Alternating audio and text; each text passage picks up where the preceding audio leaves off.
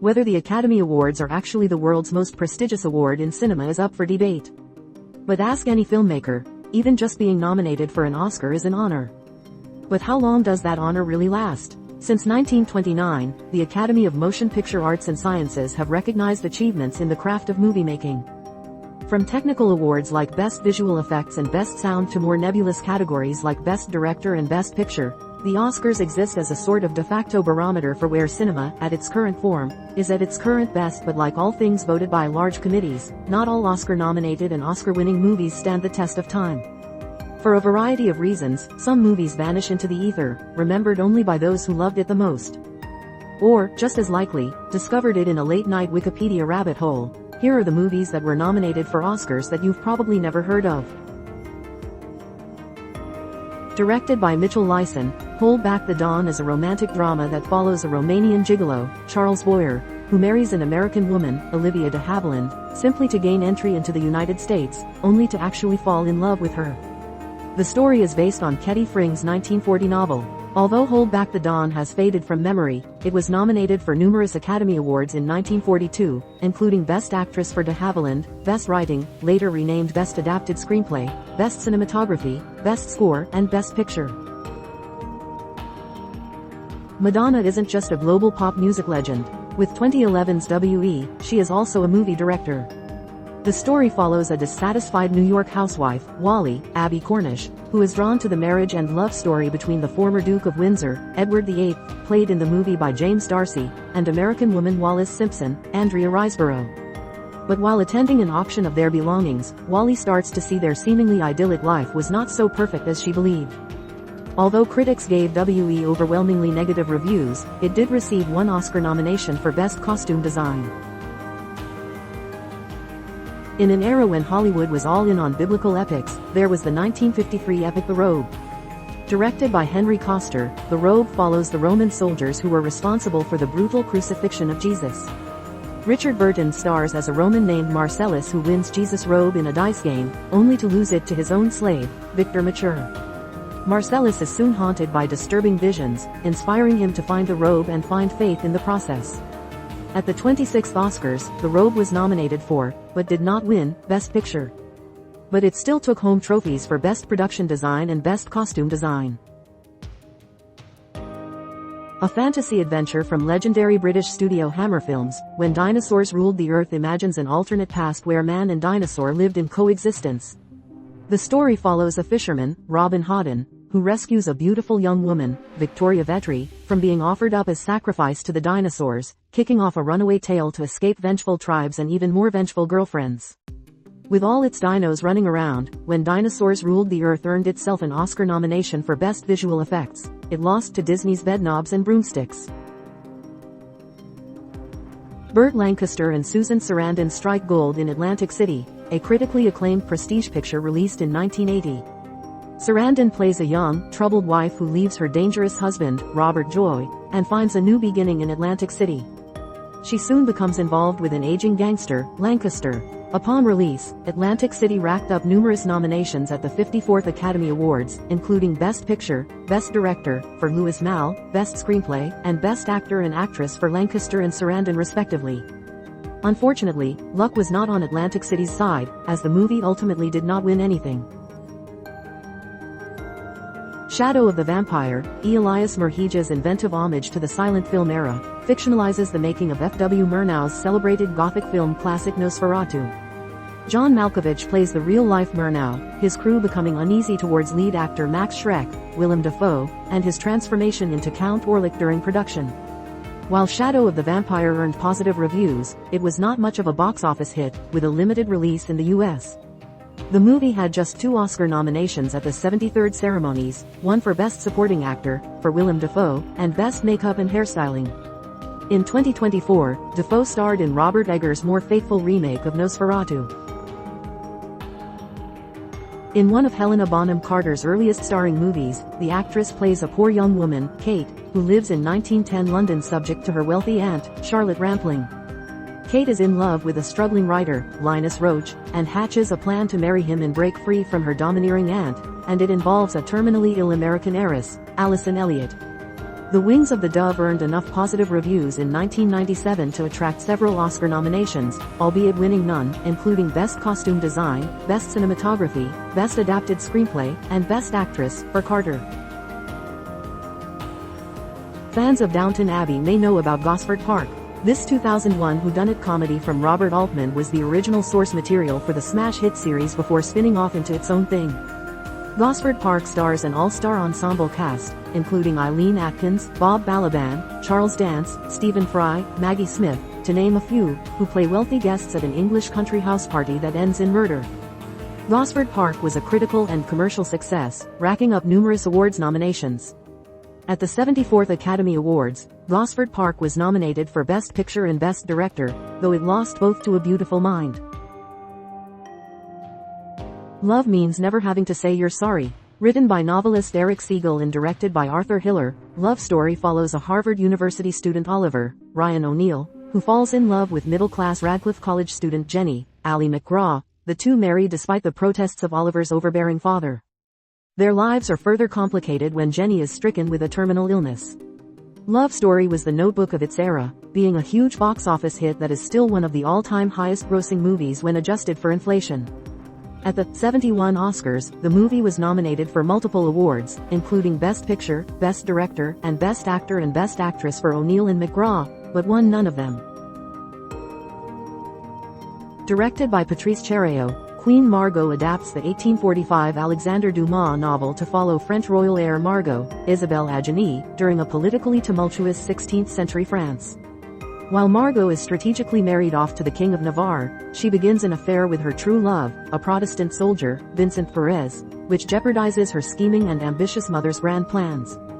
Although Queen Margot won a few César Awards, the French equivalent of the Oscars, and Cherayaud nominated for the Palme d'Or at the '94 Cannes Film Festival, the movie was only nominated for, and did not win, Best Costume Design at the 67th Academy Awards. Kenneth Lonergan's directorial debut was a knockout of the park, with his 2000 family drama You Can Count on Me earning nominations for Best Screenplay and Best Actress, for led Laura Linney, at the 73rd Academy Awards. The movie follows single mother Sammy, Linney, whose quiet but pleasant life, living in the Catskills with her son Rudy, Rory Culkin, is rocked by the arrival of her brother Terry, Mark Ruffalo. In his review published in November 2000, the late critic Roger Ebert called You Can Count on Me one of the best movies of the year, a reputation the movie still held in 2016 when a BBC poll ranked it as one of the greatest movies of the 21st century. Nick Nolte, Gene Hackman, and Joanna Cassidy team up in the red-hot political thriller Under Fire, set in the waning years of the Nicaraguan Revolution circa 1979. The movie follows a pair of American news journalists, who are also having an affair, who sacrifice professional integrity in the name of survival.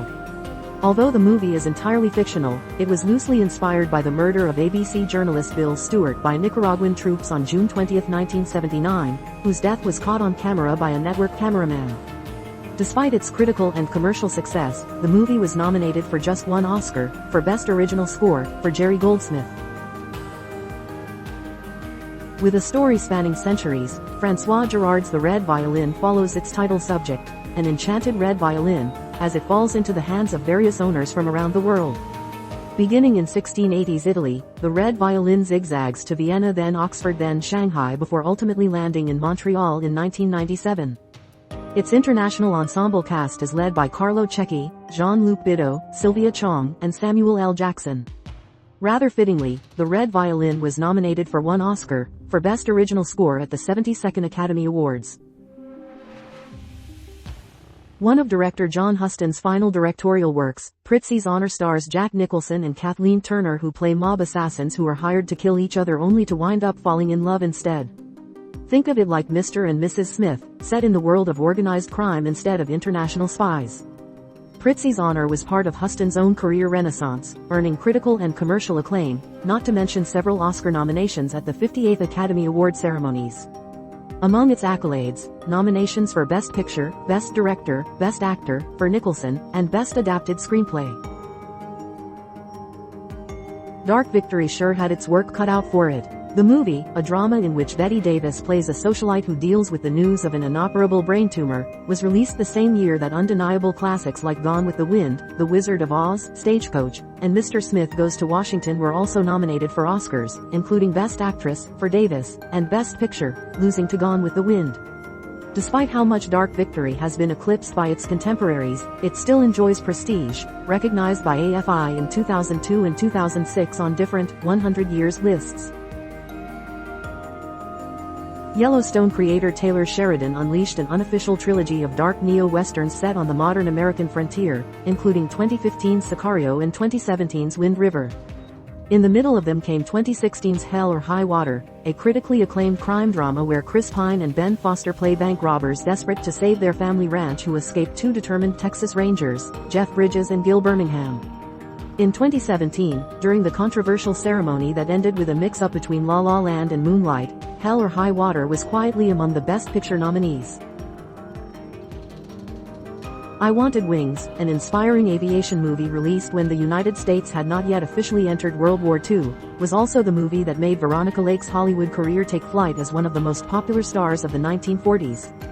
The movie follows three totally different men, a playboy, Ray Milland, a football jock, Wayne Morris, and a mechanic, William Holden, who become pilots in the Army Air Corps. Although the movie now, flies under most people's radars, it still has an Oscar to its name, the Best Visual Effects trophy at the 14th Academy Awards. Imagine a world where Flubber, the Robin Williams movie about sentient green goo, was an Oscar-nominated movie. Well, that's technically the real world, because the 1961 sci-fi comedy The Absent-Minded Professor, directed by Robert Stevenson, and the movie that 1997's Flubber was a remake of, collected a whopping 3 nominations at the 34th Academy Awards in 1962. It was nominated for Best Art Direction, Best Cinematography, and perhaps unsurprising, Best Special Effects. Although it didn't win any, being remade with Robin Williams is its own honor. Paul Greengrass Western drama News of the World, which stars Tom Hanks as an elderly Civil War veteran who must escort a young girl back to her only living family, was released in pandemic-era theaters in December 2020 before ending up on premium VOD and various streamers, like then-named HBO Max, throughout 2021. All this to say, News of the World didn't have the kind of release befitting the stature of a star like Tom Hanks. Which is why the movie feels forgotten despite its many Oscar nominations at the 2021 ceremony. The movie was nominated for Best Cinematography, Best Original Score, Best Sound, and Best Production Design. Barbara Streisand sits in the director's chair for The Prince of Tides, a 1991 romantic drama where Streisand co-stars with Nick Nolte. Nolte plays a football coach from South Carolina, Tom, who reluctantly travels to New York to meet with his troubled sister's psychiatrist, Susan Streisand. Amid the difficulties of confronting his family's traumatic past, Tom strikes up a romance with Susan. The Prince of Tides has a small legacy, being referenced as a punchline in shows like The Simpsons, The Office, and Ted Lasso. It was also nominated for numerous Oscars at the 64th Academy Awards, including Best Picture. It lost to Silence of the Lambs. At the height of widespread satanic panic over heavy metal music and Dungeons & Dragons, Matthew Robbins' 1981 fantasy gem Dragonslayer breathed fire into cinemas everywhere. The second co-production between Disney and Paramount, the movie tells of a young wizard, played by Peter MacNicol, who steps up to challenge the fearsome dragon Vermithrax. The movie was nominated for Best Visual Effects, losing to Raiders of the Lost Ark, and Best Original Score, losing to Chariots of Fire. Despite its losses, it has earned its reputation as one of the greatest fantasy movies ever made, with the likes of Guillermo del Toro and George R.R. Martin among its fans. In this moving French-language drama from director Michael Haneke, an elderly couple and retired music teachers remain committed to each other and their comfort when one of them, Anne Emmanuelle Riva, suffers a debilitating stroke that paralyzes part of her face. Amour earned critical acclaim from critics, winning the prestigious Palme d'Or at the 2012 Cannes Film Festival. It was nominated for Best Picture at the 85th Academy Awards. It lost to Argo, but still took home Best Foreign Language Film that year. Inspired by the life of Australian concert pianist David Helfgott, Shine Track's child piano prodigy David, played by Alex Refalovich, Noah Taylor, and Jeffrey Rush at various ages in David's life, as he finds success as a musician but struggles with his mental illness. the movie posits that David's troubled childhood and overbearing father, Armin Mueller-Stahl, coupled with the newfound pressures of fame, contributed to his schizophrenia. At the 69th Academy Awards, Shine was nominated for Best Picture and Best Director, for Scott Hicks. Geoffrey Rush won the Oscar for Best Actor, for his performance as David. This multilingual Swedish comedy, based on Jonas Jonasson's 2009 novel, has quite the mouthful of a title, which in theory should have made it hard to forget. Robert Gustafsson stars as Alan, an elderly explosives expert whose boredom at his retirement home inspires him to leave in dramatic fashion. In his memory, Alan reminisces on his life, which happens to include critical moments in world history. The 100-year-old man who climbed out the window and disappeared didn't inspire much from critics beyond amusement, but it still earned itself an Oscar nomination for Best Makeup and Hairstyling at the 88th Academy Awards. In Terry Gilliam's realistic fantasy film The Fisher King, a vulgar radio shock jock, Jack Lucas, starts to reckon with his image after a listener feels inspired to carry out a mass murder in Manhattan. After one bad night, he meets a strange man, Robin Williams, who leads him on a mission to find the Holy Grail. A sly reference to Gilliam's seminal medieval satire Monty Python and the Holy Grail? Maybe. While mostly well received by critics, The Fisher King wound up with several Academy Award nominations, and even one win for Best Supporting Actress, for Mercedes' role. Williams was nominated, but did not win Best Actor. Emerging in Disney's dark ages, the live-action sci-fi The Black Hole was once one of Disney's most expensive movies ever produced with a budget of over $20 million. A big deal in 1979. The story follows the crew aboard a spaceship, the USS Palomino, who stumble upon another ship once deemed missing, and happens to have the missing father of crew member Kate, Yvette Mimieux, aboard. The spectacular failure of The Black Hole permanently marks a creative losing streak suffered by Disney between the late 1970s and 1980s, though the movie did get itself nominated for Best Cinematography and Best Visual Effects at the 52nd Academy Awards. A frosty spy thriller released at the heyday of the genre, Ice Station Zebra, loosely based on Alistair MacLean's 1963 novel, concerns a sub containing a diverse crew of specialists who are tasked with recovering a Soviet satellite packed with data that could compromise U.S. military security. Ice Station Zebra didn't really have the mettle to mess with cinema's premier spy franchise, James Bond, earning only mixed reviews upon release. But at the 41st Academy Awards, the movie was a contender for Best Visual Effects, which lost to a movie that everyone can agree deserved it more, 2001, A Space Odyssey. Before challengers, there was Match Point. From writer-director Woody Allen and a movie many critics considered a return to form, Match Point follows a former tennis player, Jonathan Rhys-Meyers, who marries into a wealthy family, only for him to risk his social standing when he begins an affair with his brother-in-law's girlfriend, Scarlett Johansson. Though Allen has said in interviews he believes the movie to be one of the best of his career, the movie's only Oscar recognition was a nomination for Best Original Screenplay at the 78th Academy Awards. It lost to the more polarizing movie Crash. Harrison Ford is world-renowned for his roles in Star Wars, Indiana Jones, Jack Ryan, and box office blockbusters like The Fugitive and Air Force One. But in 1985, Ford starred in The One-Off Witness, a critically acclaimed neo-noir that sees Ford play a police detective whose job of protecting a young murder witness leads him to hide away in a Pennsylvania Amish community. Witness was handsomely celebrated at the 58th Academy Awards. Although it didn't win nominations for Best Picture or Best Actor, for Harrison Ford, it still won Best Original Screenplay and Best Editing.